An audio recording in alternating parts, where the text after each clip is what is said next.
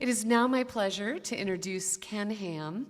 He is, first of all, I want to say as an aside, First Choice Health is a sponsor that makes our videotaping of our programs possible. So a huge thank you to Ken and First Choice Health.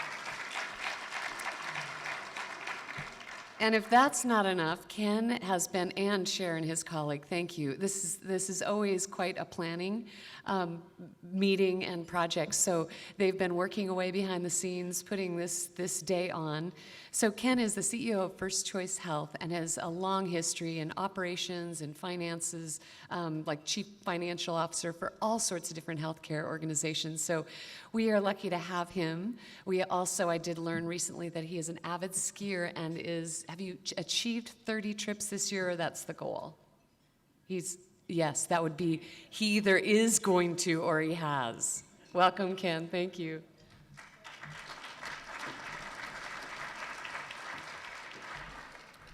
Well, thank you, President Sue. Fellow Rotarians and guests, it's my pleasure to share a few words today about the Winners for Life program and then to introduce this year's winners. Before I get started, I just want to give a brief plug about our education committee. You know, it's a great committee. We have guest speakers that talk about current education topics or issues. Recently, we've talked about charter schools. At the meeting this month, we had Mia Tuan, the new dean of the UW School of Education. So I just say it's a great committee, and you know, obviously all are welcome to attend. Winners for Life has two parts, and the first is the Winners for Life reception, which we had earlier this morning, just prior to the lunch. We asked the Seattle high schools, and it's really the counselors at the high schools, to nominate students deserving recognition for overcoming significant challenges in their lives to succeed in school. The seniors in the group are then invited to apply for the scholarships, which that's the second part of the program. The Winners for Life scholarships will be awarded in June after we complete the interviews and evaluation process. And I could tell you, participating on the scholarships for several years, it is by far the most difficult thing we do in the education committee. All the students are worthy, and you know, we have limited resources and that sort of thing. But it's really an honor to be able to interview these great young folks, and it's just really impressive. So now, can I ask all our Winners of Life to come forward to the front of the room, or actually come up here? If you please come up, we want to recognize you collectively.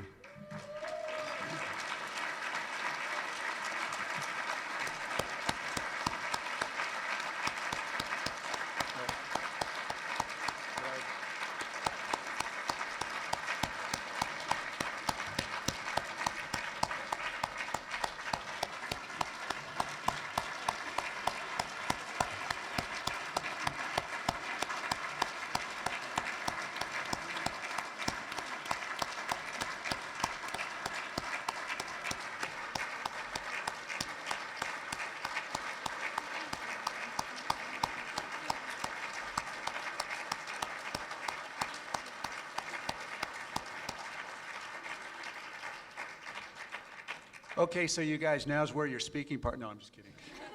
No, can you guys stay here for a second? I just want to say a little bit, and we want to recognize you. So our winners today have obviously overcome, we talked about significant challenges in their lives. And to give you an idea, I want to give you a glimpse into some of these challenges. And the one thing, the common thread through these challenges is they've all persevered with their studies and stayed current, and in some cases maintained extremely high grades.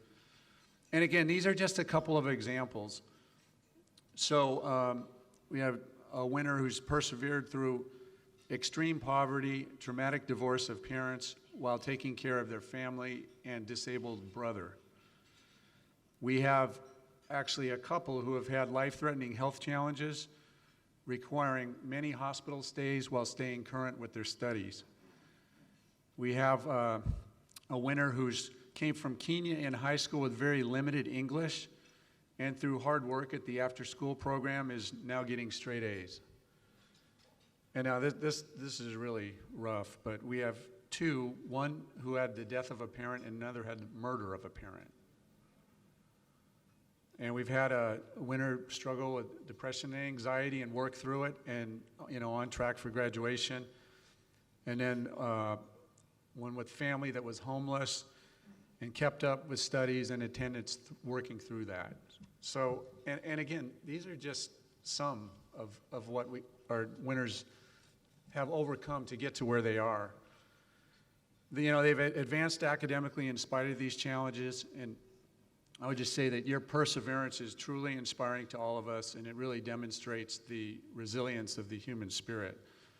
And although your stories are all different, one thing in common, each has shown tremendous character to persevere through adversity. And I would just say we're very honored to recognize you today for what you've accomplished. Fellow Rotarians, please join me in recognizing these outstanding young adults with another round of applause. We like applause. Congratulations, you guys.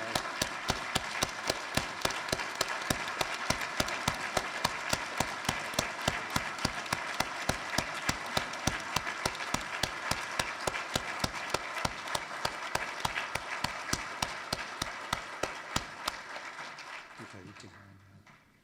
Congratulations. We told you we like to clap. So just a few more comments here. Along with the fellow members of our education committee, I've had the honor of interviewing the scholarship candidates, and I just can't say enough about how impressive these young adults are. Typically, I'd go out with Dick Hopp, and it's just uncanny, but we'd walk out of the interviews and you're almost speechless, and the first thing we'd say is wow at the same time. So you guys are very impressive. So to the winners for life, I just want to say that I know you've faced and overcome obstacles, but you've played the hand that you were dealt, and I suspect beyond what you should for your age, that in life we face many challenges, and life's not always easy, and it's not always fair.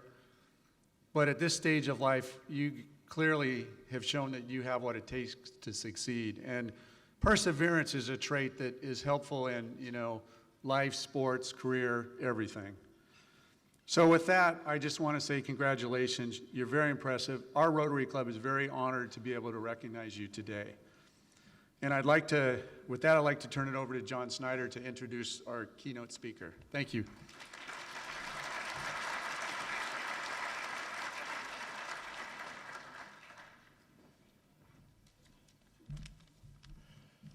Hi, it's my pleasure today to introduce the speaker. He is currently the Vice Provost and Dean of the Undergraduate Academic Affairs at the UW, where he got his PhD. He probably won't like for me to say this, but he's also a graduate of Gonzaga, where he was a star of the varsity basketball team. Yeah. I've known Ed for well over 10 years. We've served together on a board of Rainier Scholars. And being around him for that period of time, I've seen firsthand Ed's passion for providing educational opportunities for kids to overcome barriers, many of the same barriers you've heard today. As you'll see shortly, Ed not only talks the talk extremely well, but he walks the walk because he's done that in his own life. I'd like to introduce to you today Dr. Ed Taylor.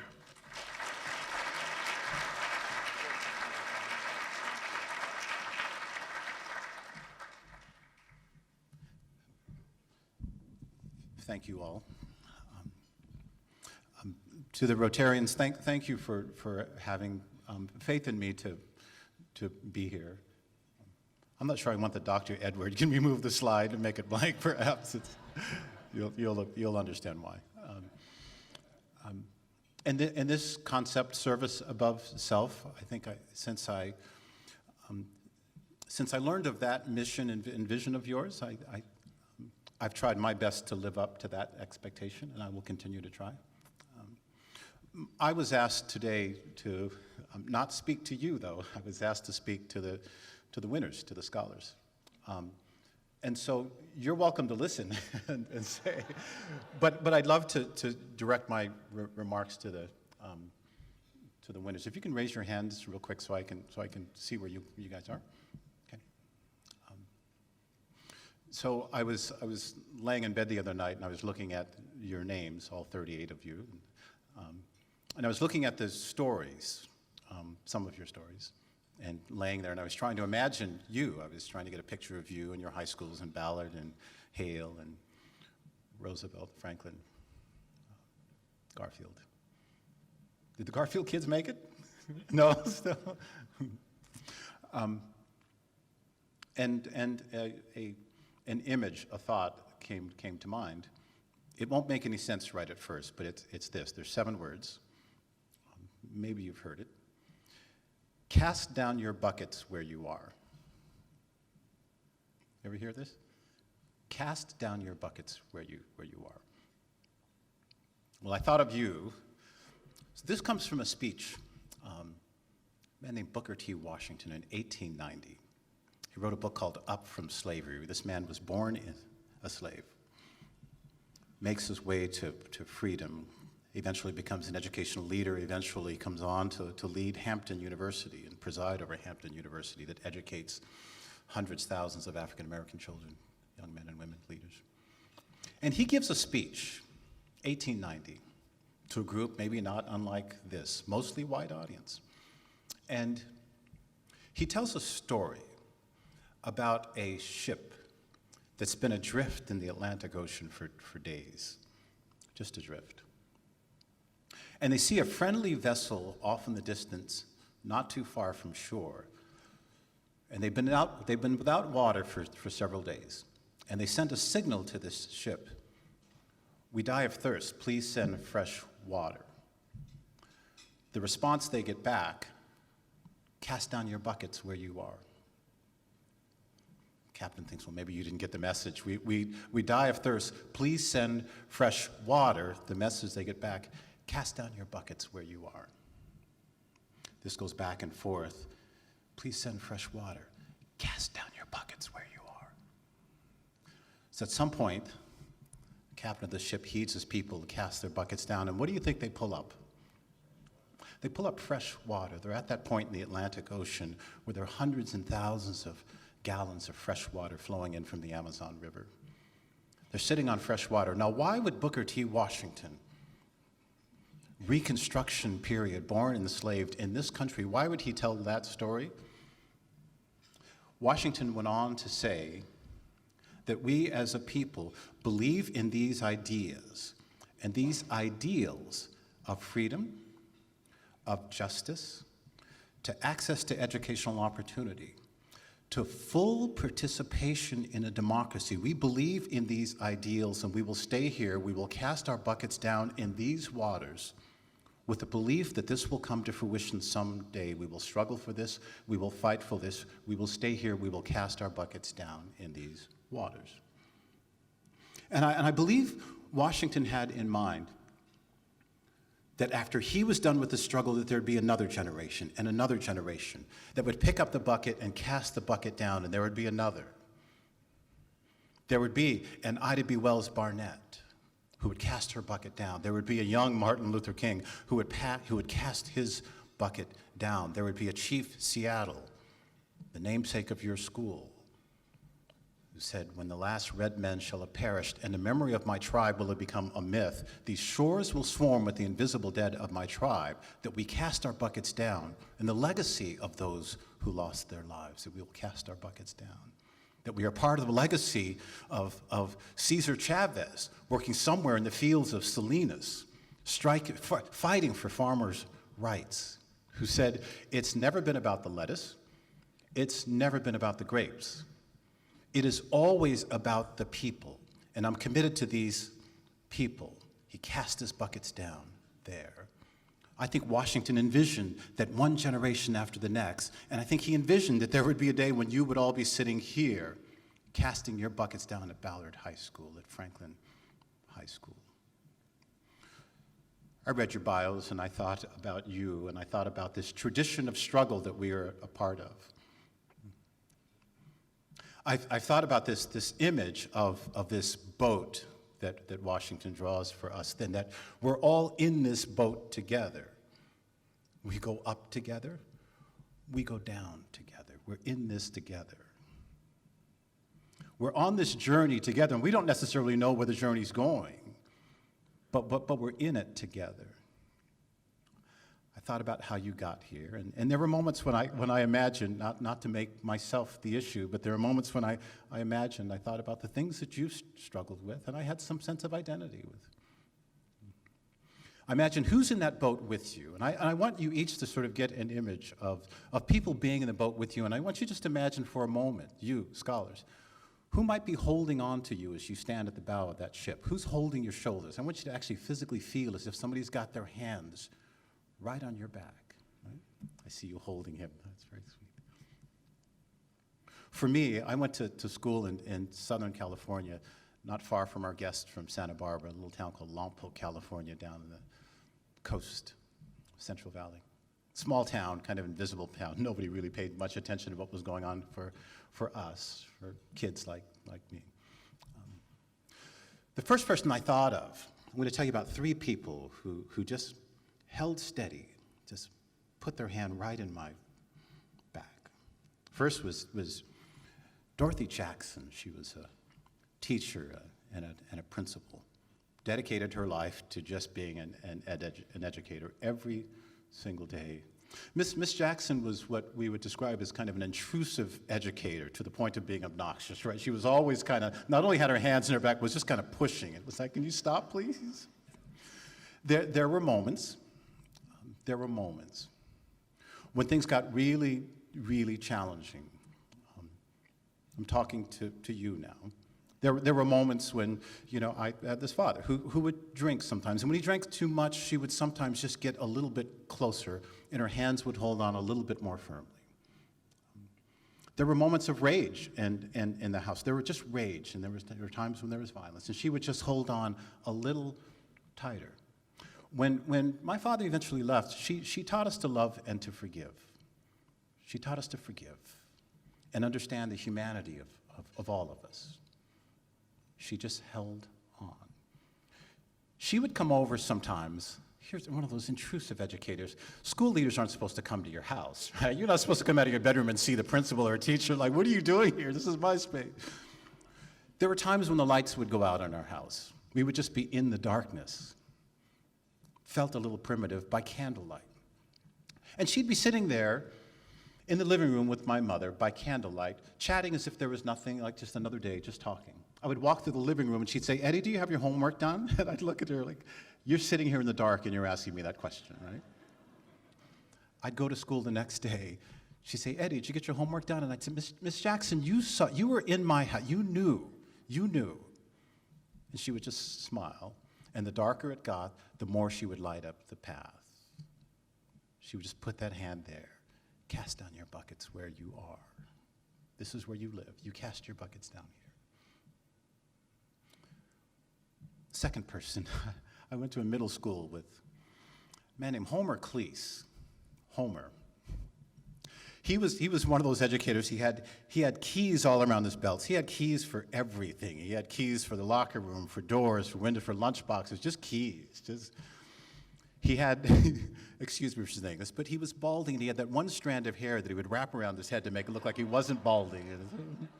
And he would move around and wrap that hair around, gesticulating all the time and encouraging. We lived 10 miles from the ocean. 10 miles from the ocean.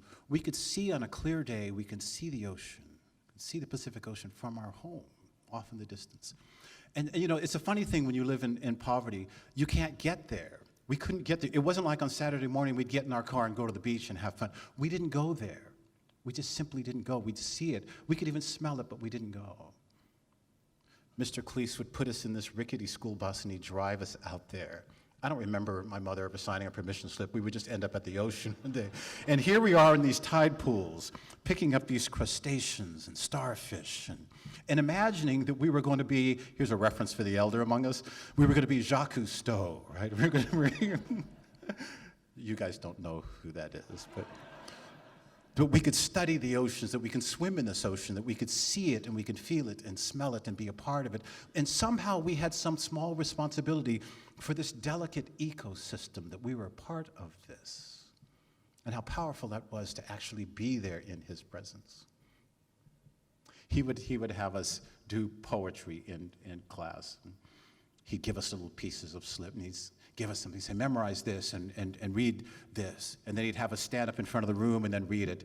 And then he'd put a chair up and say, stand on this chair, now recite it, and recite this. And he'd stand in the back of the room gesturing and fixing his hair and gesturing. He gave me a poem in Invictus, out of the night that covers me, black as a pit from pole to pole, I thank whatever gods there may be for my unconquerable soul. Into the fell clutch of circumstance I have not winced nor cried aloud. Under the bludgeoning of chance my head is bloodied but unbowed. Beyond this place of wrath and tears looms but the horror of the shade, and yet the menace of the years finds and shall find me unafraid. It matters not how straight the gate, how charged with punishment the scroll, and he'd be back there gesturing, come on, bring me that last line, bring me that last line. I'm the master of my fate. I am the captain of my soul. I think he gave me that with some intention, right? He gave us each something different, and he gave me that one. Some of you find this familiar. Those of us who are involved in Rainer Scholars, Dianca and John, are Rainer Scholars. And if you don't know about this program, you should look up. Our Rainer Scholars all know this. This is Invictus. This is their calling card. Mr. Cleese had me read that regularly. He'd have me stand up on a chair and recite it. Louder, Eddie, louder. At the end of the year, before I graduated and went on to high school, they have these little banquets at the end of the year, and they give trophies to the outstanding students. And they're always really like the perfect girls with the perfect lives, and we all get to be really polite and applaud for Shelley Hamer, because she wins. So I'm sitting there, and Shelley indeed wins one award. And then Mr. Cleese stood up, and he said, Eddie Taylor, Outstanding Student Award, please come up. And I was talking to one of my friends. My friend was tapping me, Eddie, I think it's you, go up there. And I said, what do you want? What? And so Mr. Cleese gave me this little trophy. It's an angel with wings on it, a little tiny trophy about that big. And he gave a little speech about me and gave me this award. And I remember standing up there and being moved by this. I remember just weeping because he knew that I wasn't the most outstanding student at that school. He knew what challenges I was going through, but somehow, he thought that struggle was worthy of award. And perhaps it was. I still have that trophy. Got a bunch of basketball trophies after that. That was the last academic trophy I would get.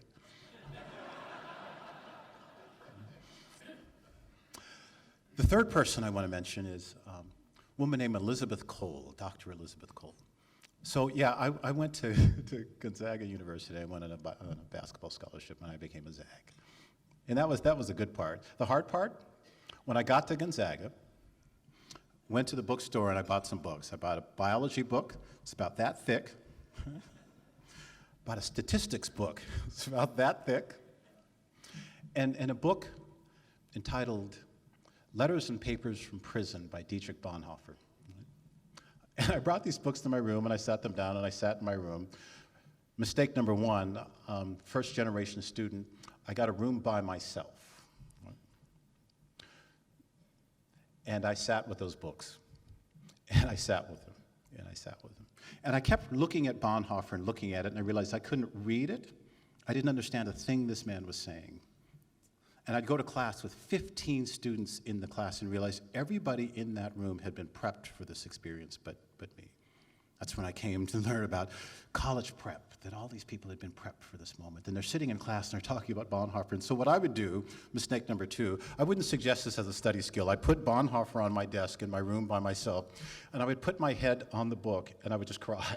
and I would just pray. I was like, God, can you just get me out of this? Can you just help me? If you help me with this, everything else, I'll serve for the rest, I'll end poverty, I'll do everything, but just get me through this ethics class, please. Now, here's the irony about this. This book, the whole premise of Dietrich Bonhoeffer's Letters and Papers from Prison is there's a line in there that God, if you believe in God, does not work deus ex machina. In other words, doesn't come out of the woodworks and rescue you during times of crisis. And here I am praying for God to come out of the woodworks. And the book is like, if you would just read me, I would tell you that you got to struggle your way through this. And I eventually figured that out, but it took a while. This statistics class, I didn't get it. Right? And so I went to see Elizabeth Cole, and I thought, I'm just going to charm her into an A. I'm going to invite her to basketball games. I'm going to come and meet her. I'm going to dress up. I'm going to wear a sweater, a red sweater. It's all going to be cool. And she was good. I met with her 3 times a week, and she would come to games. She'd sit on the floor, and it was all great. At the end of the semester, I got my grades. She gave me an F. I was like, really? I mean, I averaged 8 points a game, and this is what you give me? Dr. Cole sat with me at some point, and she looked at me and said, Eddie, your problem is not statistics. Your problem is mathematics. And you got to know mathematics. You got to figure this out to be able to do the statistics. So we got to sit together. We got to spend more time. And so when she failed me, I remember just having this picture of her being just evil. She was a personification, excuse me for saying this, of just evil. And in fact, I used to tell my friends that I refer to her as Dr. Evil. Hold that thought and that image of Dr. Cole with horns in mind. I'm going to come back to her. At the end, when it came time to graduate from Gonzaga, I needed letters of recommendation for graduate school, and I thought, well, who knows me better than Dr. Cole? And I didn't want to see the letter, I just asked her to write the letter. So let me jump ahead a few years. I make my way to the University of Washington, and I'm here. And I sit in an office in Mary Gates Hall at the University of Washington. I do my best to serve my community. That's the most important thing I think I can do, is to be of service above self. It's my commitment to my city, to my town, and to my state. I do the best I can as an educator. And I think about those people who stood on the boat with me and held me by the shoulders and just said, cast down your buckets where you are. When I became a dean, I don't boast about these kinds of things, but I just want to mention this in context. When I became a dean and I got in this office in Mary Gates Hall, I sat there, and the first phone call I got in my office was from my mother, who said, I want you to come home, Miss Jackson is sick. And so I came home and I went and I made a direct flight to Santa Barbara. I went back to Lompoc and I went directly to the hospital, and there was my mother sitting with Miss Jackson. They were holding each other. And I got a chance to sit between the two of them and hold on to them. And our roles were reversed for a moment. I was holding on to her, saying, Miss Jackson, just cast down your buckets right here. We're going to go in this together. We're going to go up together. We're going to go down together. And we just held each other in a moment in the last days of her life, and I was so proud to be there. I came back to Seattle, and a few weeks later, I was in my office, and I got a phone call from my high school, old wrestling coach from 30 years ago. We have a funny way of doing things at Lompoc, because I think he was trying to get to an honor. He said, Eddie, Taylor, we've been looking for you. We have this Hall of Fame that we want to induct you into, High School Hall of Fame. And we looked up old Calvin Boulder, and you know, Calvin had some problems and he's in jail, so we couldn't pick him. And we were looking for old Dennis Harrison, and we couldn't find him. Something, I don't know what happened to him. And then he goes through the list of 4 or 5 people, and I said, Mr. Johnson, is there something, can you make this feel any worse, right? He said, oh yeah. Then we got to you, and we realized we could find you. And it was like, I think there's an honor in here somewhere. But the nice part about that, they said, if you come home, you can pick somebody that you can sit with when you get the award, and just if you want to acknowledge somebody from the community. So who do you think I chose? Homer Cleese. And we got to sit together at an Elks Lodge and just tell stories together. And I told him how much I appreciated his just holding me there as I cast down my bucket where I was. I came back to Seattle, and I sat in my office, and I thought, I should find Dr. Cole, Dr. Evil, I should find her. So I wrote her an email, and I wrote her a fairly passionate email. I said, you may not remember me, but my name is Eddie Taylor. I wore a red sweater. I played ball at Gonzaga, and I took your statistics class, and I failed it once. And then I raised the bar, and I got a C the second time. And I said, you were one of the few people that had the courage to really be honest with me, that I wasn't a very good student, that I needed to work. And I wanted to thank you for that, because here's what I'm doing now. And I thank you. And I sent her this email, and I got an email back within seconds. Eddie Taylor, call me. So I picked up the phone, and I anxiously called Dr. Evil. I didn't say that to her, but check this out. She says, Eddie, I've been thinking about you. I've thought about you for years. I stopped teaching after you left. Oh, it gets better. She said, I became a nun. Like, I'm going to hell, sister. I got to tell you, bless me, for I have sinned. And she said, I think about you all the time. My life is about service and faith and community now. We see each other all the time now. And I'm grateful that she held on, and she just said, cast down your buckets where you are. I hope for every one of you, scholars, that you have a chance. I want you to practice for the opportunity, prepare for the opportunity, and not a text message, but in real words, the opportunity for those people that have hands on your back. Just prepare the words for the days that you get to look at them and say, I'm grateful for you. I'm grateful for you. I guess my point is this, that we are in this together. That imagine that we're in a boat and we indeed are on a journey together. My colleague Eric Liu makes this point. We are inextricably tied together. Our destinies are tied together. We're in the same water, in essence. So you can't cast your bucket over one side of the boat and pull up fresh water, and on the other side of the boat and pull up polluted water. We are all in the same water. We're on this journey together. And no matter how rough the journey gets, you cast your bucket down a little bit deeper because the water will always be fresh there. Where are you going? I'm not sure. And you may not be sure either because things are going to change so dramatically. But I'm mindful of a quote. I started with Booker T. Washington. I'll end with W.E.B. Du Bois, who said this. He said, "Here is the chance, now, for young men and women of devotion to lift up the banner of humanity and march toward a civilization that is free, intelligent, that is healthy, and unafraid." Just think about this, because this is where we're headed, and this is what I hope for you. Toward a civilization that is free, I wish freedom for you, intelligent, that is healthy, and afraid of nothing, knowing full well that we're in it together and that you're never alone as you journey. So that's my 2 cents for you, scholars and winners. Congratulations. Thank you for letting us come. Just out of college, I was the singing hostess at the SeaTac Top of the Inn restaurant. I pacified hungry humans with the Carpenters' greatest hits. After a few months, I learned of an opening at Cairo Broadcasting, the director of corporate communications. I believed my freshly earned BA in communication, combined with my emerging expertise in hospitality, made me a perfect fit. I landed an interview and went in ready. Mid-pitch, the HR person interrupted me. Apparently, I was the only one in the room who had me in mind for the corporate communications role. She felt I was best suited to be a receptionist in news radio sales. After digesting the sting, I accepted her offer. That position turned out to be just right. Monumental or disappointing, thresholds define our path. How we meet each step defines our unfolding. See you next week.